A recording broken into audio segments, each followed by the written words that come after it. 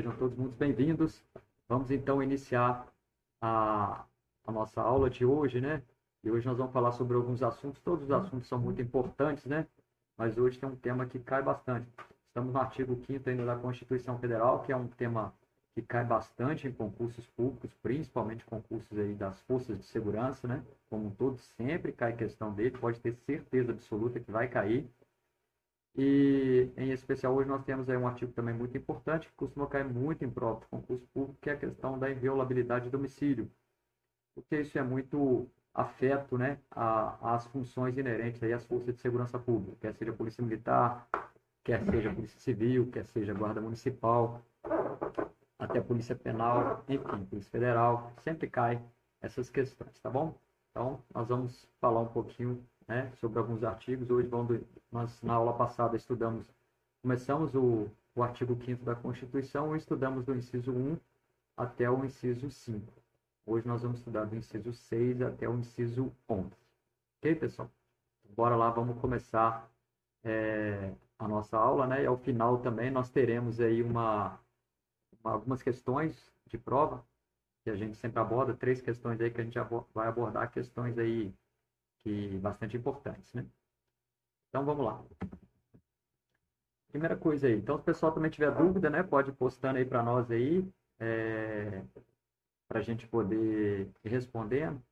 Eu acho que eu não sei, questão de acesso à internet aqui, por mais até que eu pedi hoje aí o nosso provedor aqui, pedi já para melhorar aqui a nossa recepção, mas segundo ele tava alguns problemas em fibra óticas que estão aqui, frutos dos problemas de chuva que está acontecendo.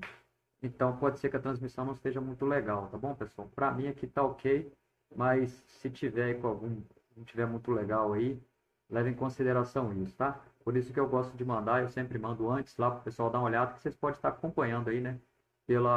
Pelos slides que eu já mandei lá no grupo para todos, tá? Então se tiver alguma coisa aí, vocês captam pelo menos meu áudio para a gente poder conseguir seguir aqui com as nossas aulas. Você também mais breve hoje, né? Não pretendo demorar muito, até mesmo porque eu tenho um compromisso. E também eu sei que o horário está distinto aí, certamente vocês também têm compromissos aí durante o dia de vocês, talvez alguém está até trabalhando. Então vamos lá. Vamos hoje então no inciso 6º, né? E o inciso 6º do artigo 5º prevê lá que é inviolável a liberdade de consciência, desculpe, de crença, né? Então olha só, consciência e crença, né? Sendo assegurado o livre exercício aos cultos religiosos e a garantia na forma da lei, a proteção aos locais de culto e suas liturgias. Esse artigo aí, pessoal, dificilmente cai na prova assim, de uma forma mais complexa, né? Quando cai, ele cai assim, pela literalidade do artigo como um todo. Então, por isso que a gente apresentou esse artigo aí, o principal aí de vocês saberem, ele é muito simples, né? Praticamente autoexplicável, que é inviolável a liberdade de consciência e de crença, né? E a questão dos cultos religiosos, né? Então, são invioláveis, isso é assegurado, né? Costuma aí, de vez em quando cai em prova, eles dão algumas pegadinhas, né? Por exemplo, é inviolável a liberdade de consciência e de crença, contudo, não é assegurado o livre exercício de cultos religiosos. Costuma dar uma pegadinha assim dentro da literalidade da lei.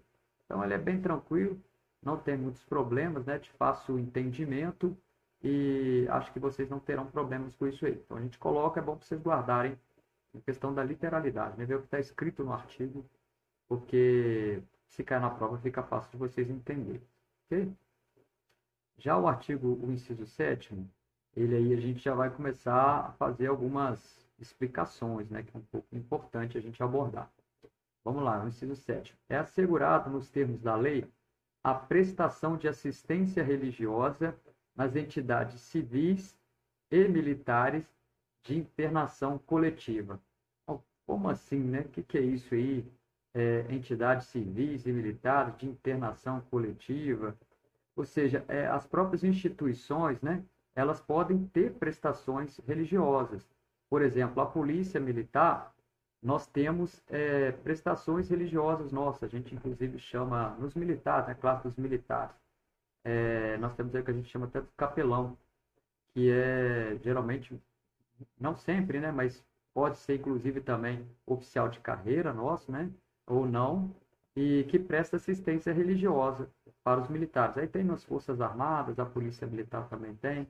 E nós temos aí também, né, pode ter prestação, inclusive, não só de uma determinada religião, né? Então pode ser da Igreja Católica, com os padres, bispos, pode ter também aí das igrejas evangélicas, enfim. Essa prestação de assistência religiosa, ela cabe também nas instituições civis militares e são garantidas, né, por força de norma nossa. Mas aí uma coisa agora que eu quero levar, que vocês entendam, né? Olha só, não é o poder público o responsável pela prestação religiosa, porque o Brasil ele é um país laico. Como assim? O que é um país laico? É um país sem religião? É um país ateu? Não. O país laico, e isso aí costuma cair na prova com as pegadinhas, o país laico é onde que existe a liberdade religiosa. Então, pode se exercer dentro do nosso território nacional, o fato de sermos laicos, pode né, ser exercido dentro do nosso território qualquer tipo de culto, qualquer tipo de religião, quer seja católica, quer seja evangélica, quer seja espírita, enfim, isso é que é ser um país laico. É um país que não tem uma religião definida. Ah, mas o Brasil, ele é preponderantemente, né, a maioria das pessoas celebram a religião católica, né? Tudo bem, sem problema, né? Até mesmo pelas nossas origens, a Igreja Católica ela é mais consolidada. Contudo, não quer dizer que ela é maior, que ela tem mais importância do que qualquer outro tipo de religião. Então, quando a nossa Constituição, no inciso 5, coloca lá que é inviolável a liberdade de crença, de cultos religiosos, quer dizer qualquer tipo de culto, né? E no inciso 7 aí, quando fala aí, né, a prestação de assistência religiosa nas entidades, também pode ser qualquer tipo de prestação religiosa. Então, pode ser evangélica, pode ser católica, pode ser espírita ou qualquer outra, né? Candomblé ou qualquer outra que tiver. E importante isso daí, não é o poder público que estabelece a prestação religiosa. O poder público não pode definir, ó, nas igrejas, nas forças das polícias militares de Minas Gerais, vai se celebrar o culto religioso católico. Já no Rio Grande do Sul vai se celebrar o culto evangélico, ou seja, ele não estipula isso aí é o privado, são as próprias pessoas, as próprias instituições, né? E de uma forma abrangente, isso é o privado, né? Então, ela é muito abrangente. Então, guardem essa questão aí de sermos um país laico, ou seja, um país que não tem uma definição específica de religiosidade em todo o nosso território nacional. Essa questão do laico costuma ter, como eu falei, pegadinhas aí na nossa prova, tá bom? Vamos lá. Se tiverem alguma dúvida aí, tá, pessoal? Podem perguntar aí e a gente responde aí sem problema. Não sei se o slide está legal. Depois vocês me dão até um retorno, que aqui agora, até na minha transmissão aqui que eu estou acompanhando pelo YouTube, deu uma certa embaçadinha. Não sei se para vocês está embaçando aí também. Tomara que não. Mas se tiver, eu vou estar fazendo até questão hoje de ler todos os incisos, justamente porque se estiver embaçado, vocês me ouvem e conseguem acompanhar. Vamos lá, vamos passar agora para o inciso 8º do artigo 5º.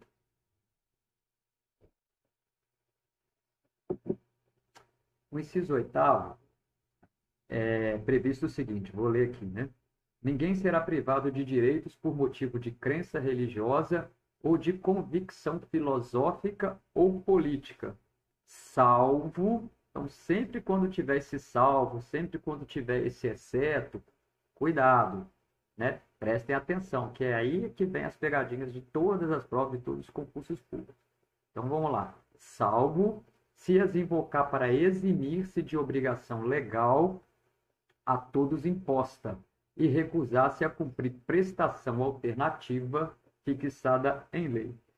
Bom, o que é isso aí, então? Hein? Ninguém será privado do direito por motivo de crença religiosa ou convicção filosófica ou política. Ou seja, a pessoa ela não pode ser privada de um direito, né? Vamos supor que está tendo um concurso público ou qualquer uma outra coisa que a pessoa exerça um direito, ela tem esse direito, ela não pode ser privada por uma convicção religiosa dela. Ó, você não pode fazer prova da guarda municipal porque a guarda municipal, a sua religião não permite, você não vai poder fazer.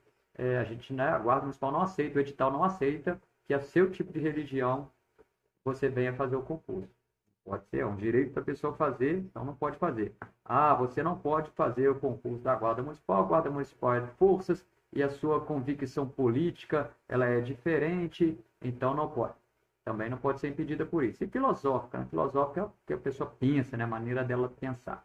Então, ninguém pode ser privado do seu direito por conta disso. Religião, estilo filosófico, né? Convicção filosófica ou política.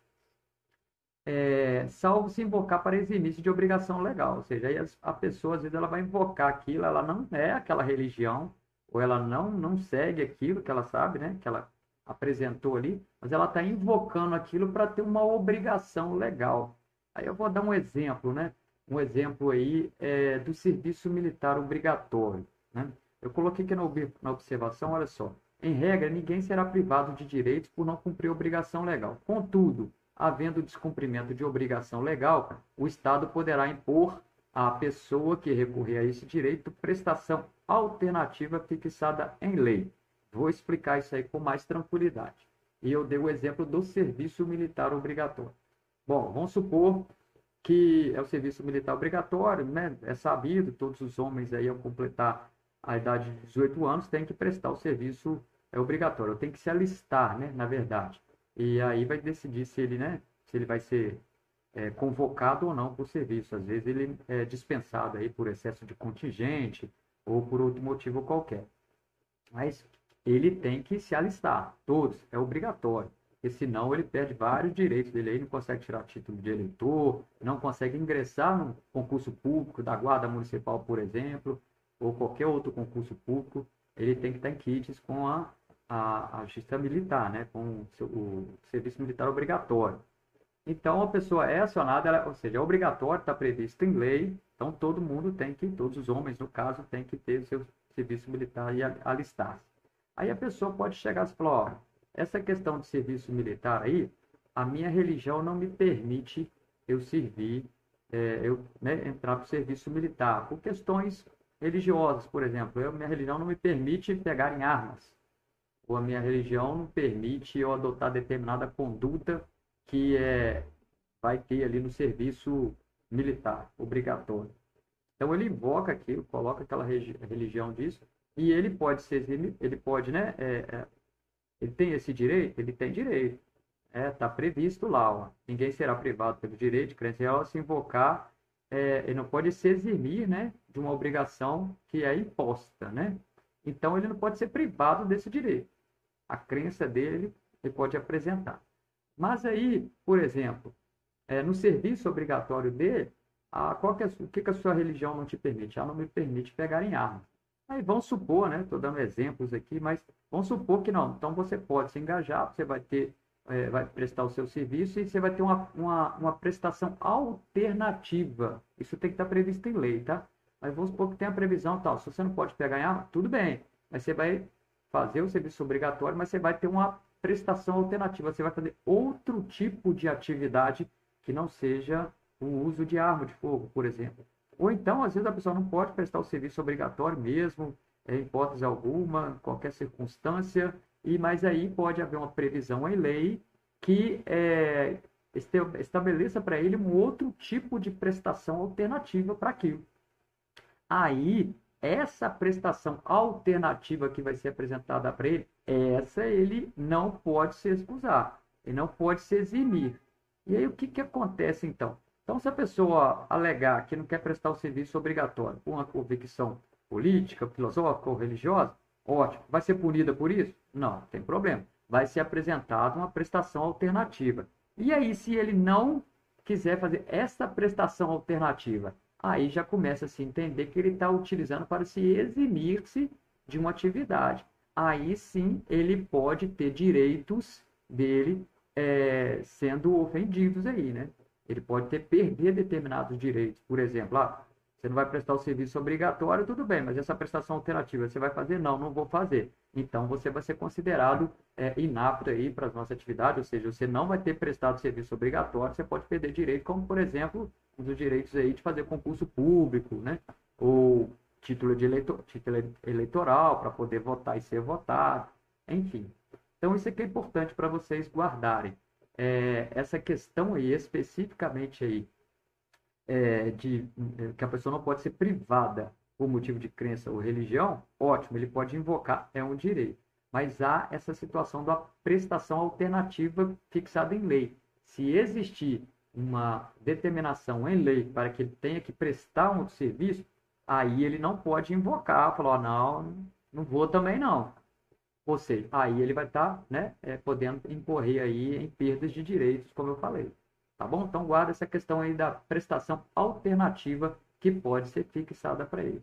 Aí eu coloquei aí no exemplo, né, serviço militar obrigatório, a pessoa pode alegar convicção religiosa, mas terá que prestar outro serviço alternativo previsto em lei. Tranquilo até aí? Sigamos então. Se tiverem dúvidas, passem para nós. Vamos agora para o inciso 9, né, que ele vai falar sobre a questão aí da expressão da atividade intelectual, artística, né? Esse artigo aí, ele trata sobre a vedação da censura, né? Vamos lá, inciso 9. É livre a expressão da atividade intelectual, artística, científica e de comunicação, independente de censura ou licença. O que quer dizer isso? A pessoa pode se expressar, então, intelectualmente, ela pode produzir a arte que ela quiser produzir, ela pode produzir o trabalho científico que ela quiser, comunicação também, ela pode exercer a comunicação, quem trabalha em rádio, televisão, ela pode falar, ela não pode ser censurada. Ou seja, esse artigo aí é o que vem vedando a censura. Então, ela pode falar sem problema nenhum, exercer essas atividades artísticas, científicas, intelectual de comunicação. Mas aí nós temos um limite, né? Lembra como nós falamos lá que nenhum desses direitos fundamentais, eles são absolutos, né? Eles são relativos. A pessoa pode exercer essas atividades, inclusive a de comunicação, a liberdade de expressão, mas desde que ela não atente contra direito ou viole direito de outras pessoas, né? Então, por exemplo, a imprensa tem liberdade de expressão, mas pode se manifestar, pode falar determinado assunto, pode ter um posicionamento político ideológico, pode ter uma consideração específica sobre determinado assunto, na rádio, TV, o que for, não tem problema. Mas ela tem, os limites são o quê? Aqui não pode ofender a honra da pessoa, a imagem da pessoa, que nós vamos falar daqui a pouquinho. Porque senão isso aí vai consignar no direito de resposta, né? Outra pessoa tem o direito de resposta e pode até chegar aí a ter que pagar indenizações por danos morais, danos materiais, que nós vamos falar logo aqui à frente, tá bom? Então, esse inciso aí é importante que vocês saibam que ele vem tratar sobre a vedação da censura, né? A pessoa pode se expor intelectualmente, artisticamente, cientificamente e nos meios de comunicação, ela tem a liberdade de expressão. Contudo, ela é relativa, desde que não atente contra os direitos de outras pessoas, né? Ou que não venham deturpar, principalmente a imagem, né? Ou a honra ou a moral de outras pessoas. Passamos agora, então, para o inciso 10. O inciso 10 prevê o seguinte: são invioláveis a intimidade, a vida privada, a honra e a imagem das pessoas, assegurado o direito de indenização pelo dano moral, dano material, decorrente de sua violação. Aí, pessoal, então, esse artigo aí é que está vindo, né? Já vai proteger a pessoa. Se, por um lado, não se pode existir a censura, a pessoa tem a liberdade de expressão, por outro lado, são invioláveis a intimidade, a vida, a honra e a imagem de outras pessoas. Então, é meio que um peso e contrapeso isso aí, né? Você pode falar, você pode se expressar, não pode ser censurado, mas lembre-se que do outro lado tem uma pessoa que ela tem um direito inviolável, ou seja, não pode violar a intimidade dela, a vida privada, a honra e a imagem dela. Por quê? Senão eu vou incorrer em ter que pagar, né, uma indenização pelo dano material ou dano moral, além de poder responder por outros crimes também, né? Por exemplo, se eu falar com uma pessoa, se eu caluniar uma outra pessoa, ou seja, se eu atribuir, eu expressar, né? E atribuir a outra pessoa um fato tido como criminoso, bom, aquele cidadão, aquele indivíduo ali, ele é um bandido, ele roubou ou ele fez isso. Isso aí, ou seja, eu estou está passando, né, informando que aquela determinada pessoa do outro lado ali, ela cometeu um crime, né? Então, se isso não for verdade, eu não conseguir provar isso, né, eu posso estar cometendo crime de calúnia. E aí, ou seja, além dos danos morais, materiais, que está afetando a minha honra, a minha imagem, ainda a pessoa vai responder pelo crime na esfera penal de calúnia, que são esferas distintas, né? Então, responde pelos dois. E até o próprio dano material ou dano moral, eles podem ser cumulativos, né?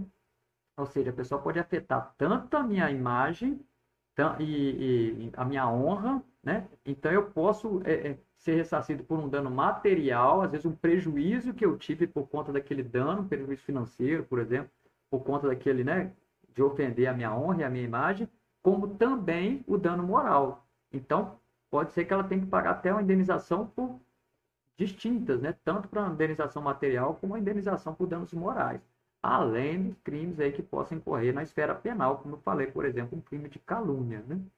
Então, esse artigo, o 10 aí, vem para proteger a intimidade das pessoas, né? A vida privada, principalmente. E eu coloquei umas observações aí, né, para vocês entenderem. Olha, o direito à intimidade e à vida privada, ele resguarda a vida particular da pessoa e os seus segredos, né? Isso é intimidade. Todo mundo tem os seus segredos, todo mundo tem a sua intimidade. O que é segredo isso? Ah, segredos pessoais, coisas que a pessoa não quer revelar dela mesma, da imagem dela, do corpo dela, da vida dela, da casa dela.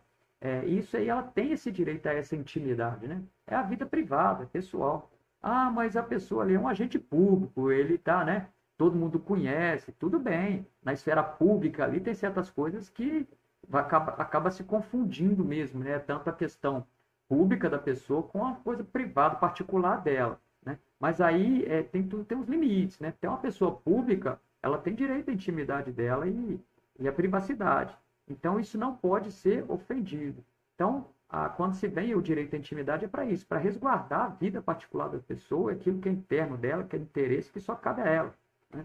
Então, por isso que temos essa previsão de proteção à intimidade.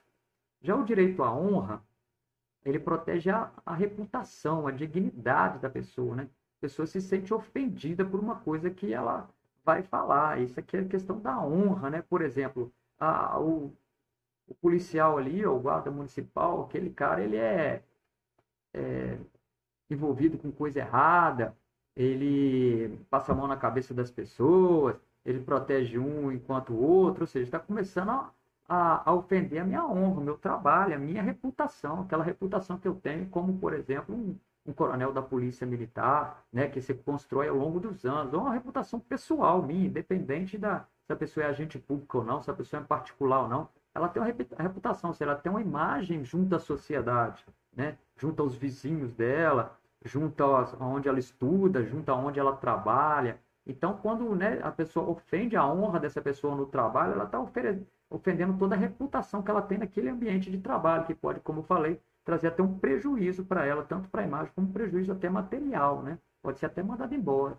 Então, esse direito à honra, ele protege isso, a dignidade e a reputação das pessoas.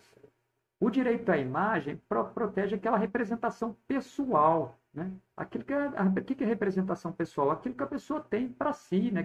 Qual que é a minha imagem para mim, perante a mim? Eu acho que eu tenho essa minha imagem, eu quero exercer esse tipo eu quero que as pessoas me entendam que eu sou dessa forma, eu quero ser aberto, eu quero ser franco. A minha imagem é de uma pessoa íntegra, de uma pessoa proba, de uma pessoa honesta, né? De uma pessoa assim, de uma pessoa intelectual, por exemplo, às vezes eu sou um professor e tal, e aí a pessoa vem e ofende a imagem dessa pessoa, né? Aquele professor ali, ele não sabe de nada, aquele professor faz tudo errado, aquele professor, ou seja, só para ofender e para desgastar a imagem daquela pessoa, né?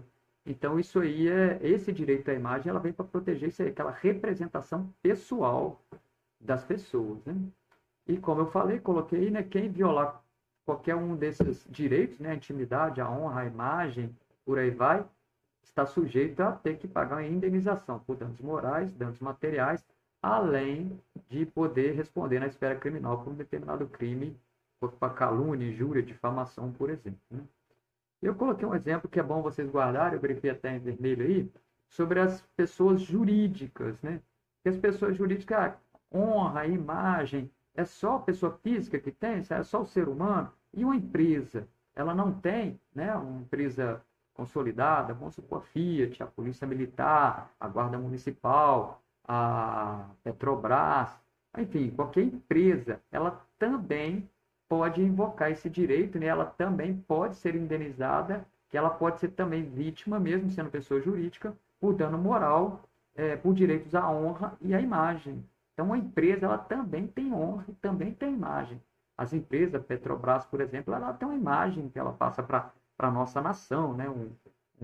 Os Correios, enfim, o que for. A Polícia Militar, a Guarda Municipal, a Polícia Civil, né? Então, a honra também pode ser afetada também das pessoas jurídicas, tanto a honra quanto a imagem, tá? Então, guarda essa observação importante, porque eu já vi questão de prova onde se fez uma consideração sobre a questão, né, de pessoa jurídica e de pessoa física. Então, na questão que eu vi falar, somente as pessoas físicas terão inviolável o seu direito à honra e à imagem. E vocês veem no artigo 5º que não fala isso, né? Fala lá que é inviolável, ou seja, não fala se é pessoa física ou pessoa jurídica. Então, mesmo as pessoas jurídicas podem ter afetado a honra e a imagem. Ok? Então, vamos lá, pessoal. O próximo, esse aí, vou dar até uma paradinha, tomar água, porque aí esse artigo é bastante importante. Eu peço bastante atenção de vocês agora. Deixa eu ver se tem alguma pergunta aqui antes de eu entrar nele, né? O Edson Teodoro está perguntando aqui, ó. O senhor poderia dar um exemplo de qual seria essa prestação alternativa? O Edson, essa prestação aí alternativa, como essa prestação alternativa que nós falamos lá, né? Que a pessoa não pode se eximir por conta de crença religiosa, isso é algum tipo de prestação que tenha previsto em lei, né? Que pode ser uma lei municipal, é uma lei ordinária, tem que ser uma lei ordinária, né? Porque fala previsto em lei. Então pode ser qualquer tipo de atividade, pode ser inclusive uma situação de administração interna, né? Como eu falei das forças, né? Da necessidade de ter que a pessoa prestar o serviço militar obrigatório. Então, na prática, essa questão do serviço militar obrigatório, atualmente, como na verdade a maioria das pessoas hoje em dia, elas têm interesse, a maioria que eu falo assim, né? Hoje, a quantidade de vaga, pela quantidade de pessoas que querem prestar o serviço obrigatório, ele tem mais vaga, tem mais ofertas, né, do que procura. Então, melhor, o contrário, tem mais procura do que oferta. Então, na prática, acaba que a pessoa é até excluída ali por excedente e tal, quando ela alega essa questão aí de religiosidade, de convicção religiosa e tal. Por quê? Porque já tem muitas vagas ali, tem muita gente querendo ficar. Na verdade, tem mais gente querendo ficar do que querendo sair atualmente pelo número de vagas. Antigamente, não. Lembro que na minha época quase todo mundo aí entrou, prestação de serviço obrigatória, não conseguia escapar, não. Hoje em dia são poucas as pessoas que ficam. Tem muita gente que, né, elas querem, corre até atrás para poder ficar, porque hoje está mais difícil de prestar serviço. Mas isso é, então, qualquer situação dessa, até a própria administração, por exemplo, das Forças Armadas pode estabelecer isso daí. Não, o serviço obrigatório, né, se a pessoa alegar essa questão de convicção religiosa por conta disso, mas a gente pode estipular, então, uma prestação alternativa, que pode ser lá trabalhar internamente. Então, você vai trabalhar na administração, por exemplo, do Exército Brasileiro. Você não vai pegar mas você vai trabalhar em outra coisa. Ou então você vai auxiliar na área da saúde, por exemplo, né? Da Marinha, do Exército, da Aeronáutica. Então, assim, não tem especificamente um exemplo que se possa passar isso, não. Porque isso é até difícil, né? Quase que não acontece esse tipo de situação aí, que as pessoas invocam a religião para não fazer. Quando ela invoca a religião para não fazer, geralmente não, nem se mexe, não. Mas a lei prevê que em caso de necessidade a pessoa pode ser, né, pode haver uma prestação alternativa que ela tem que praticar, tá bom? Então eu não tenho um exemplo aqui específico para te dar não, porque como eu falei, isso é quase raro, mas a lei prevê essas circunstâncias, tá bom? Vamos voltar lá então, agora vamos falar sobre, espero que eu tenha respondido o Edson aí, ter feito entender.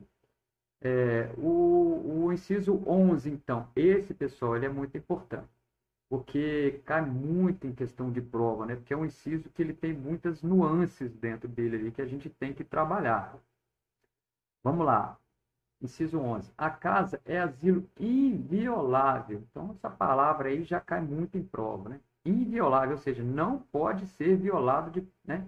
A casa é um asilo inviolável, não pode ser violada do indivíduo, ninguém nela podendo penetrar sem o consentimento do morador, salvo em caso de flagrante delito ou desastre, ou para prestar socorro, ou durante o dia por determinação judicial. Então, você já viram aí que tem um monte de ou. Então, por isso que a gente vai dissecar esse artigo aí, que ele é muito importante, essa questão de inviolabilidade de domicílio. Primeira observação que eu coloquei, né? Esse princípio da inviolabilidade, né, de domicílio, ele protege o quê? O que busca proteger? A intimidade da pessoa e o sossego. Mas como assim a intimidade, o sossego, a tranquilidade? A intimidade, ou seja, que ninguém pode entrar dentro da minha casa sem que eu autorize, né? Vai entrar dentro da minha casa sem a qualquer hora, qualquer pessoa, né? Isso viola a minha intimidade. E o meu sossego também. Então, você pode até entrar, por exemplo, se tiver um mandado judicial, nós vamos falar sobre isso. Mas tem um determinado momento ali que eu tenho meu sossego, é à noite, é a hora que eu estou descansando, a hora que eu estou dormindo, a hora que a minha família está descansando. Enfim, a hora que a gente busca tranquilidade para nós aí, principalmente depois do trabalho, do dia, enfim, o que for.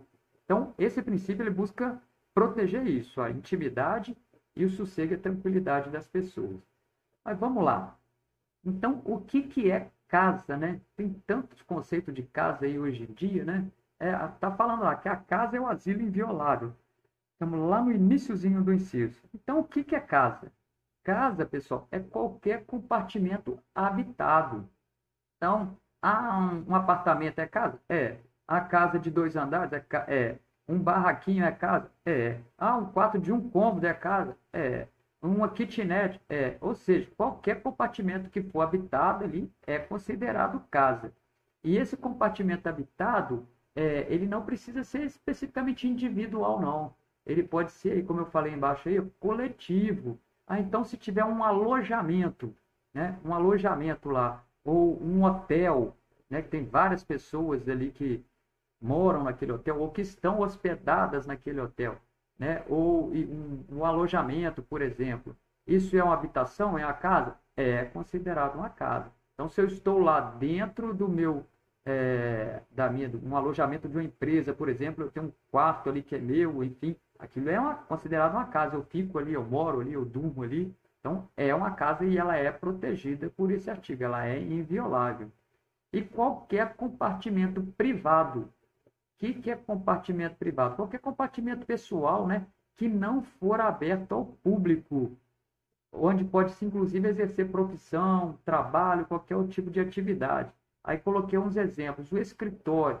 Eu sou um advogado e eu tenho o meu escritório. Meu escritório ele é particular, ele é um compartimento privado. Só vai entrar ali aquelas pessoas que eu aceitar, aquelas pessoas que forem me procurar e que eu abrir a porta para ela, que tiver numa recepção, que for atendido.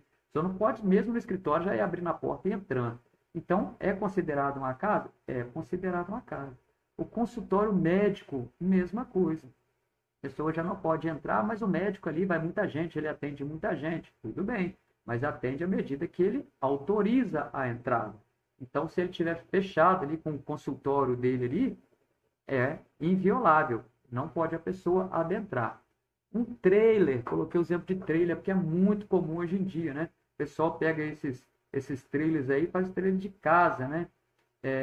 E aí a pessoa dorme ali, a pessoa almoça ali, a pessoa toma banho ali, faz tudo ali dentro daquele trailer.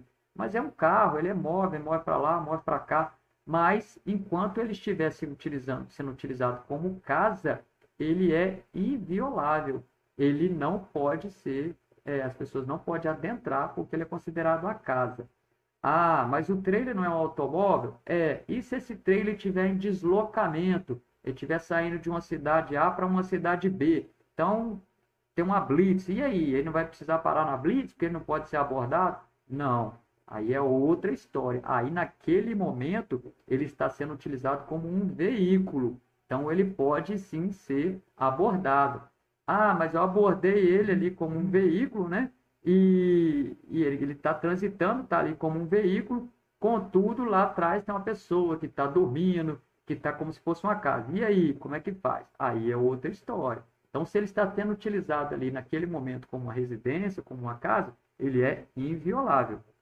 Se ele estiver em trânsito, se ele tiver, né, for abordado ali para saber questões de trânsito, por exemplo, a carteira de habilitação, vê os equipamentos de segurança e tal, aí ele é um veículo. Então, por isso que assim, é muito sensível essa questão, que você tem que prestar bem atenção se tiver alguma pergunta de como, né, que está acontecendo ali, o que está sendo perguntado, né? Quarto de hotel, ele é uma casa? É uma casa, mas eu fiquei ali só 3 horas. Eu fiz ali paguei ali nem uma diária eu fiquei 3 horas ali, porque eu ia fazer um trabalho e tal, e depois eu fiquei hospedado, já acabou, fui embora. Só 3 horas é considerado a casa. Você está lá dentro do hotel, dentro do seu quarto, ele é inviolável. Ali está a sua intimidade naquele momento. Tranquilo até aí, pessoal?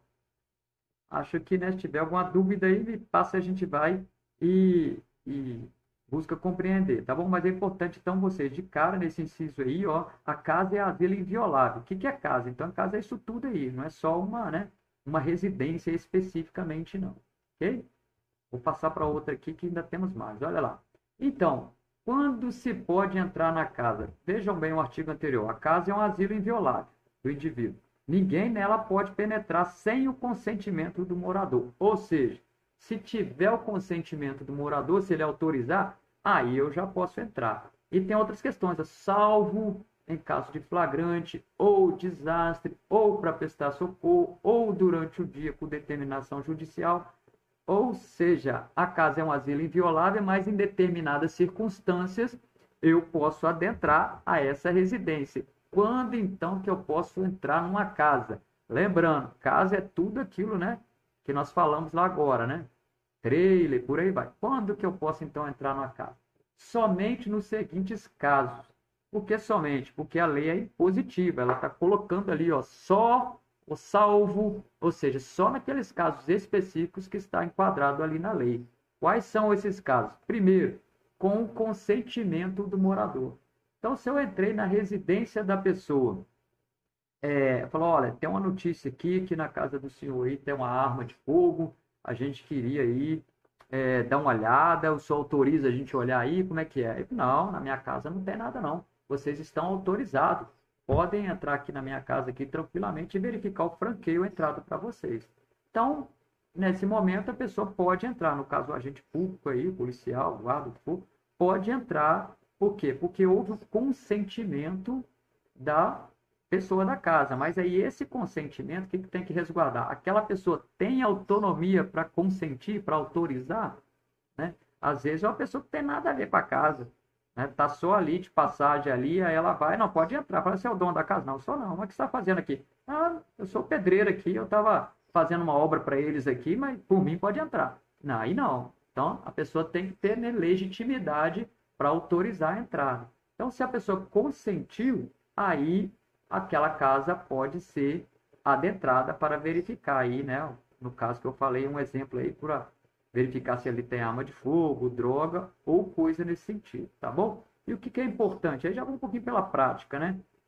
Não vai cair sem prova para vocês, não. Mas é importante para nós, já dando uma aula para vocês aí, se como guardas municipais fosse e acontecer uma circunstância dessa, o importante é você registrar aquele consentimento, né? Como que registra? Hoje a gente utiliza muito filmagem, né? Todo mundo tem um celular, então a gente tem as câmeras, as policiais têm as câmeras GoPros aí que ficam no nosso fardamento. Então ali está gravando que a pessoa está autorizando. Senão lá na frente eu acho uma arma, ela fala, não, você entrou aí, eu não autorizei, e aí a gente fica com dificuldade para comprovar. Então é importante a gente registrar no caso. Mas aqui específico para a prova é só vocês saberem que tem que ter o consentimento, né? Que tem que ter o consentimento. Espera aí que eu passei aqui um pouquinho isso. O consentimento do morador. Outra situação aí que se pode entrar. A pessoa não consentiu, sem o consentimento do morador. Então, eu não posso entrar. A não ser que eu tiver uma ordem judicial. Que ordem judicial é essa? Um mandado. Ou mandado de busca e apreensão, que o juiz determina que eu adentre aquela casa para poder fazer uma busca e apreensão de determinado material, do computador, ou para ver se tem arma, ou ver se tem droga, ou um mandado de prisão. Se a pessoa está lá dentro e eu tenho uma ordem judicial, um mandado de prisão, por exemplo, a gente vai fazer a captura daquele foragido, né? Ou seja, então eu tenho uma ordem judicial. Mas mesmo essa ordem judicial, ela tem um limite. Qual que é o limite? Eu só posso cumprir um mandado judicial apenas durante o dia. Eu só posso cumprir um mandado de busca e apreensão apenas durante o dia. Mesmo com ordem judicial de noite, eu não posso entrar? Não pode. A lei não permite. Ah, mas aí como é que a gente faz na prática? A pessoa vai fugir, né? Como é que a gente vai fazer isso daí? Na prática, a gente exerce, né, os nossos mecanismos que a gente tem. A gente cerca a casa, segura, espera a pessoa, espera amanhecer. E depois que amanheceu, aí sim a gente pode adentrar aquela casa e cumprir um mandado judicial. Aí a gente pode até transpor obstáculos, né? Ah, a casa está com cadeado, eu posso estourar? Posso. Se eu tiver com mandado judicial, posso. Então, se estiver em outra circunstância, como eu falei, como eu vou falar aqui, né? Desastre ou questões de flagrante, socorro, por aí vai. Tranquilo? Então, guardem isso, cai demais na prova, né? A questão do mandado judicial. A pessoa pode entrar com o mandado judicial, entrar numa residência a qualquer horário do dia ou da noite. Errado, só durante o dia, tá bom? E outra observação importante que eu coloquei, olha, eu posso entrar numa casa a qualquer hora, sem o consentimento do indivíduo. Ora, primeiro ele tem que consentir. Sem o consentimento, eu posso entrar com mandado judicial, mas mesmo assim só durante o dia. E agora tem uma outra circunstância que eu posso entrar a qualquer momento, mesmo que a pessoa não consentiu e mesmo que eu não tenha uma ordem judicial. Quando é isso? Quando houver o caso de flagrante delito, ou um desastre, ou para eu prestar socorro. Como que se dá isso daí?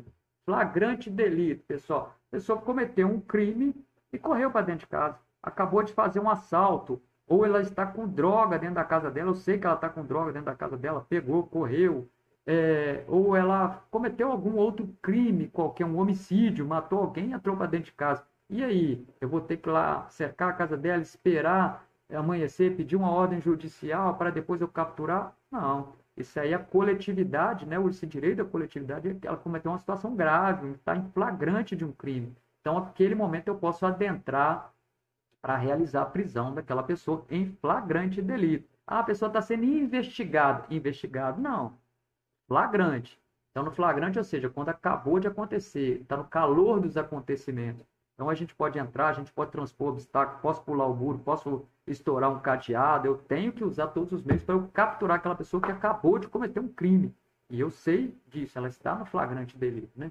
Então, essa é importante. A outra situação é uma questão de desastre. Aconteceu um desastre, por exemplo, né? Um problema aí de... Vou transmitir aqui de novo. Uma situação que aconteceu aí, por exemplo, igual nós tivemos aí agora, aí, às vezes tem um terremoto, ou tem alguma situação dessa, aconteceu uma situação específica, a casa caiu, algum problema, então, ou tá para cair, e aí eu posso entrar, salvar aquelas pessoas, né? E eu, então, até mesmo para prestar socorro, né? Vamos supor que estou passando na rua ali agora, e de repente a pessoa está gritando lá dentro, socorro, socorro, o tijolo de gás meu estourou aqui e tal, meu filho está aqui, o gás está aí, se eu estou passando mal e tal. E aí, eu não vou poder entrar dentro da casa da pessoa? Posso, sim. Então, nessa situação também, para prestar o socorro ou numa situação de desastre. Aconteceu muito agora aí, né? A questão das chuvas aí caiu casa, deslizamento de terra, e a gente tem que entrar lá para procurar a vítima, né? Para ver se tem alguém lá. Então, a gente pode violar a casa nesses casos aí, tá bom, pessoal? Então, guardem aí, façam essas anotações, porque isso é importante e cai muito em prova. Quando que eu posso entrar na casa? Com o consentimento do morador? Um caso, beleza. Segundo, sem o consentimento do autor, mas eu tenho do morador, mas eu tenho uma ordem judicial, eu posso entrar? Posso, desde que seja de dia. De noite eu não posso, nem com ordem judicial, tem que esperar. Ou, a qualquer momento eu posso entrar, desde que esteja ocorrendo ali um flagrante delito, um desastre, ou eu estou indo para prestar socorro. Ok? Se tiver alguma dúvida, passa para nós e a gente vai respondendo. Bora lá. Estamos já indo finalmente, né, pessoal? Daqui a pouco eu tenho que sair para o meu evento. Eu vou agora passar algumas questões que eu já passei para vocês e gostaria que vocês, por gentileza, respondessem ela para mim. Vou ler aqui rapidinho, porque na minha tela aqui está um pouco embaçado e talvez esteja alguém que está acompanhando a gente aqui que não está de posse da apostila que eu enviei, né? Mas vamos lá, ó. João, oficial de justiça. Ele recebeu a determinação judicial para que procedesse à busca e apreensão de determinado objeto que estava no interior da residência de Antônio. À luz dos balizamentos estabelecidos exclusivamente na sistemática constitucional, ou seja, à luz da lei, e partindo-se da premissa de que foram cumpridas as exigências da lei processual, ou seja, está tudo certinho com o mandado, João, letra A, ele pode cumprir o mandado em qualquer horário do dia ou da noite, independente do dia da semana? Letra B, ele precisa cumprir o mandado durante o dia, independente do dia da semana? Letra C, pode cumprir o mandado em qualquer horário do dia ou da noite, mas apenas em dias úteis. E letra E, deve cumprir o mandado durante o dia e em dias úteis. Ah, desculpe, letra D também, ó. Precisa ingressar na residência de Antônio com consentimento deste último. Né? Essa é a letra D. E a letra E, ele deve cumprir o mandado durante o dia e em dias úteis. Qual a resposta aí, pessoal? Respondam para a gente, por favor. E aí a gente vai... Enquanto isso, eu vou tomar água enquanto vocês mandam a resposta aí. Vou ver se tem pergunta aqui.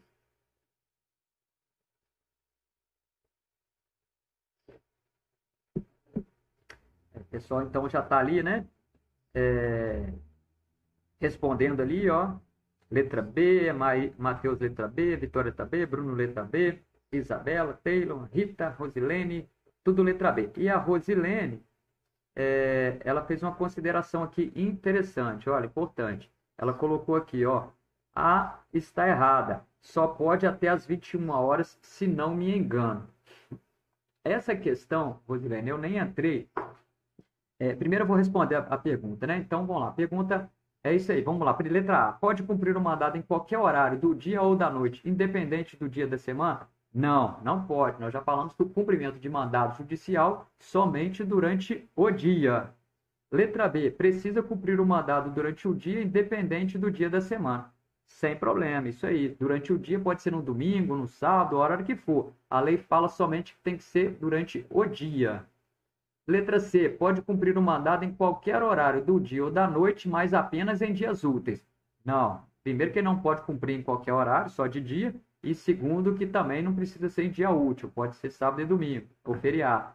Letra D. Precisa ingressar na residência de Antônio com o consentimento deste último.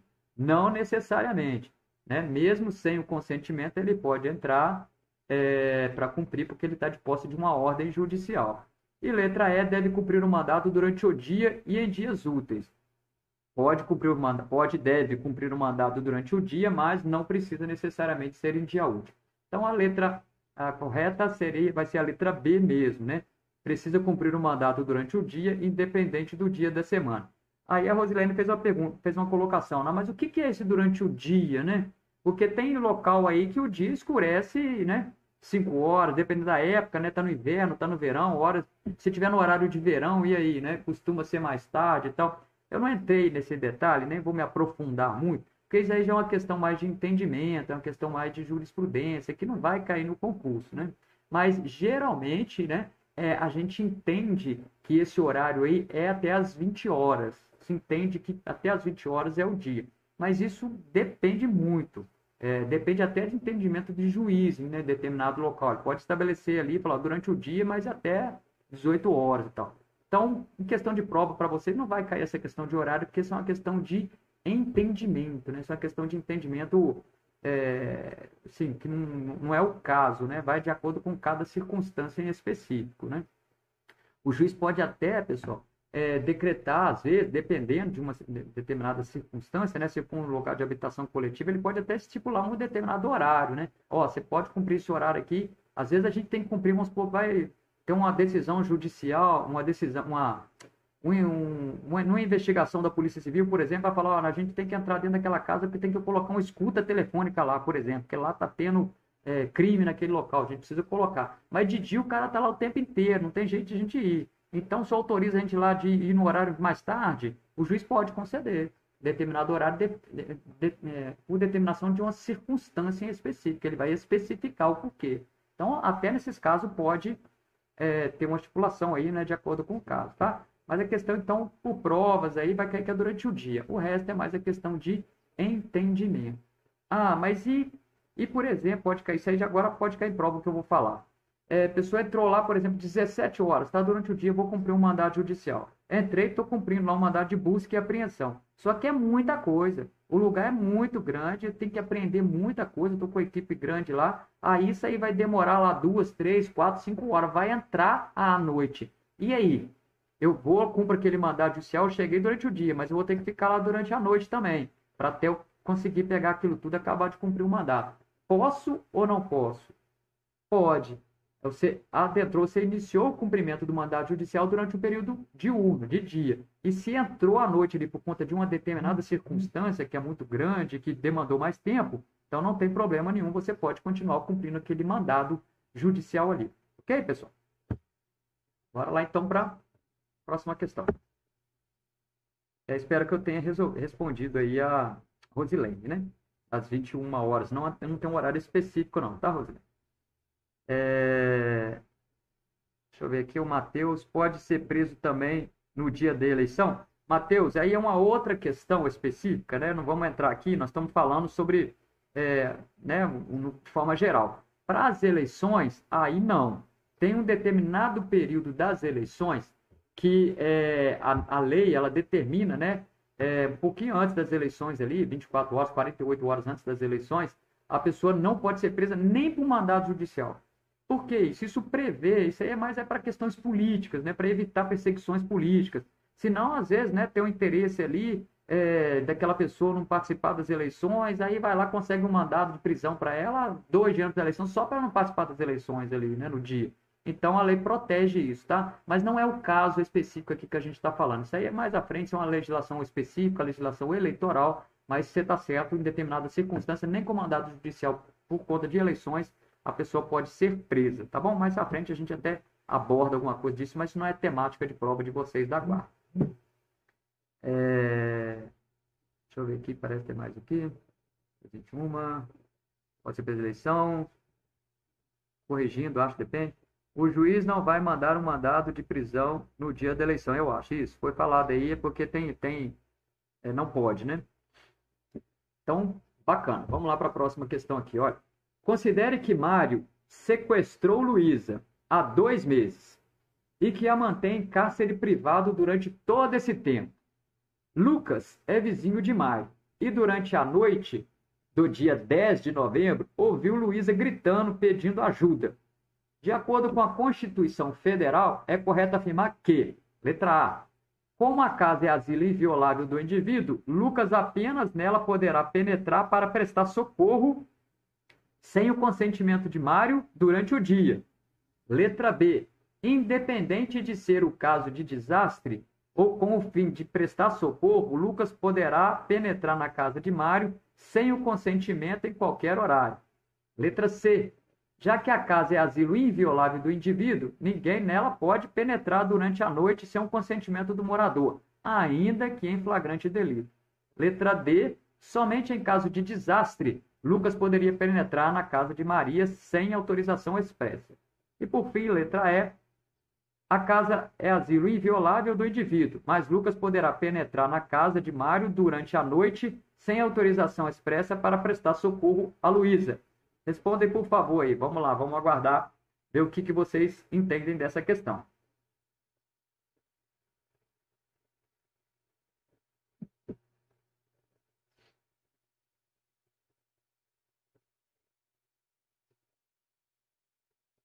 O que vocês acham? O pessoal está respondendo aí, ó. Rosilene falou que ficou claro, bacana, obrigado, Rosilene. Então tá bom. Matheus Felipe, obrigado, ok. A Vitória Sacramento respondeu letra B. A Isabelle, letra B. O Bruno, letra B. A Karen, letra B. Vamos lá. Essa eu vou deixar até mais um tempinho aí para vocês responderem. Demorem não, que eu tenho que sair aqui rapidinho, 16h30. Rosilene, Angélico, letra B. Vamos lá. Esperar mais um pouquinho.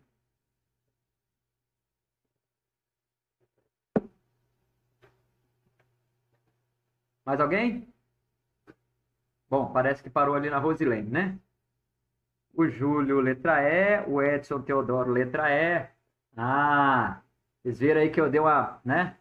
Já sentiram que tem uma pegadinha aí, né? Aí ficaram espertos aí, ó, caíram na pegadinha. Estou na dúvida, a Samila, entre a B e E. Estão bem parecidas. A Liliane, letra E. Olha só, pegadinha, hein, pessoal? Vamos lá para responder? Letra A. Como a casa é asilo inviolável do indivíduo, Lucas apenas nela poderá penetrar para prestar socorro sem o consentimento de Mário durante o dia. Essa aí tá tranquilo, né? A casa é asilo inviolável, sim, mas ele, para prestar socorro, pode ser qualquer horário, durante o dia ou durante a noite. Durante o dia, só mandado judicial, prestar socorro a qualquer momento. Então, essa aí tá tranquila, ela está errada. Letra B, olha a pegadinha aí, ó. Independentemente de ser caso de desastre ou com o fim de prestar socorro, Lucas poderá penetrar na casa de Mário sem o consentimento em qualquer horário. Olha aí, pessoal, pegadinha. Independentemente, ou seja, tanto faz se tiver desastre ou não, independe disso. Ele pode entrar na casa da pessoa a qualquer horário. Não, pessoal, depende. Ele só pode entrar no caso de desastre ou para prestar socorro, ou em flagrante delito, né? Então, o erro está aí, ó, grifem essa palavra, ó, independentemente. Não, independentemente, ou seja, tanto faz, independe. Mesmo que não tivesse acontecendo um desastre ou prestando socorro, o Lucas não poderia entrar na casa da pessoa. Então, aí tem o erro, esse erro é o independentemente. Ok, pessoal? Aí é que está o erro. Letra C. Já que a casa é asilo inviolável do indivíduo, ninguém nela poderá penetrar durante a noite sem o consentimento do morador, ainda que em caso de flagrante delito. Aí já falamos, né? Flagrante delito pode entrar independente do consentimento do morador. A letra correta, a letra D, né? Somente em caso de desastre, Lucas poderia penetrar na casa de Mário sem autorização expressa. Não, não é somente em caso de desastre. Pode ser também em caso de flagrante ou prestar socorro, né? Ou então por mandato judicial. Então a letra D está errada por isso. A letra E é a que está certa. A casa é asilo inviolável do indivíduo. Ponto. Ninguém pode entrar. Mas Lucas poderá penetrar na casa de Mário durante a noite e sem autorização expressa para prestar socorro a Luísa. Ou seja, mas por que, né? Que ele está falando aqui, ele pode entrar durante a noite. É só durante a noite? Não, a pergunta lá em cima está falando, pessoal, que ele está lá, olha só. Lucas é vizinho de Mário e durante a noite do dia 10 de novembro, ou seja, lá em cima falou que é durante a noite. Por isso que embaixo a resposta veio aqui, ele pode entrar durante a noite também, né? Que não é só durante o dia. Então a letra E é que está certa. A letra B, o pessoal caiu nessa por conta do independentemente de ser desastre. Ou seja, não é somente, né, pelo desastre ou prestar socorro ou no flagrante delito. Tranquilo? Espero que tenha acertado aí, né? Samila, não prestei atenção nessa palavra, independentemente. Isso aí são as pegadinhas que tem, né? Então temos que ficar esperto com relação a isso aí. E vamos para a última, porque a viatura já está ali com sirene ligada me chamando aqui para eu ir para o evento, hein?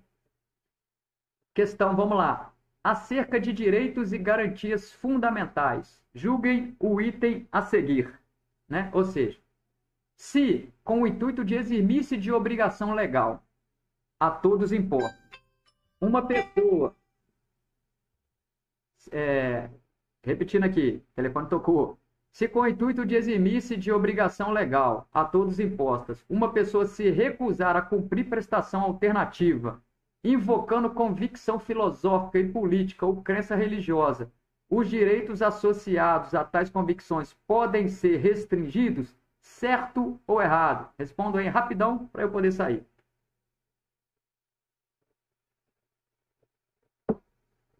Com o intuito de eximir-se, né, o artigo que nós falamos lá, né, da crença, né, de obrigação legal a todos imposta. Uma pessoa pode se recusar, ou seja, a pessoa está com o intuito de eximir-se, né?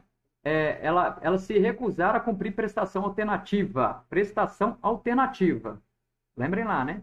Invocando convicção filosófica e política ou crença religiosa, os direitos associados a tais convicções poderão ser restringidos. Certo ou errado? Bom, já passou aqui, ó, Matheus errado, Rosilene errado, Vitória errado, Bruno errado, Samila errado. Apareceu o Taylor ali com certo. Opa! Eu gosto dessas questões assim, quando começa, né, a ter uma diferença. Olha lá, o Edson certo, Andressa certo. Rosilene, agora vou assistir a aula normal, consegui pegar só na parte das questões.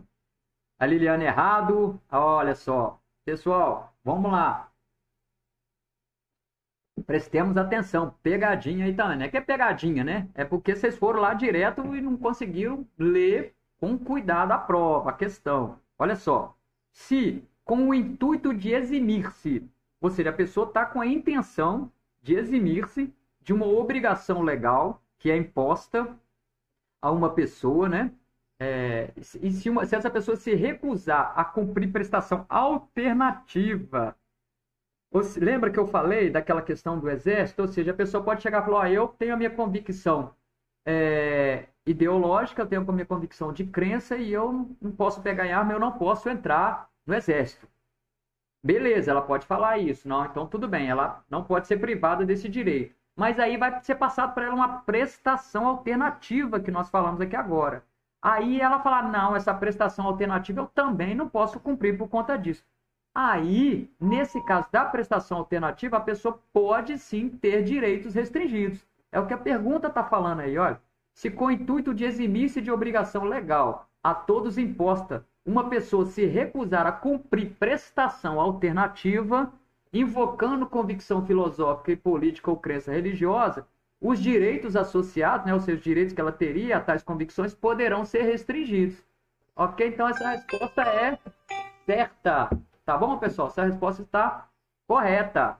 Porque ali, olha lá, ele está descumprindo uma prestação alternativa. Ele já teve o direito dele né, por uma crença, alguma coisa desse tipo, de não fazer determinada obrigação imposta em lei, mas foi apresentada uma pena alternativa. E a pena alternativa ele também não está se eximindo de fazer. Aí ele pode sim ter alguns direitos deles restritos. Tranquilo? Duas questões aí que nós tivemos hoje aí, né, com pegadinha, para vocês ficarem safo. Não façam correndo, isso cai prova direto. É preciso a gente ter uma atenção aí bacana para nossas provas, para não termos problema e não errar de bobeira questões aí, como hoje aí, né? Provoquei isso daí que eu sabia que o pessoal ia, né, de relance, ia tentar responder, já respondendo aí de forma equivocada, tá bom? Então, pessoal, muito obrigado. Fiquem com Deus. Bom final de tarde aí para vocês aí. Boa noite. Bons estudos. E se Deus quiser, semana que vem, terça-feira, estaremos aí. Ou talvez antes, hein? Se eu tiver um tempinho, se eu conseguir, porque eu estou apertado esse dia, mas se eu conseguir bolar um simulado, eu vou mandar uma mensagem no grupo para a gente fazer um simulado ainda nesse sábado, hein? Vou tentar. Mas aí eu mando para vocês até amanhã. Se eu tiver um tempinho, conseguir fazer a prova, a gente já começa. Se não, a gente começa no outro, tá bom? No mais, fiquem com Deus, minha continência de carinho, respeito, consideração. Um abraço a todos, fiquem com Deus.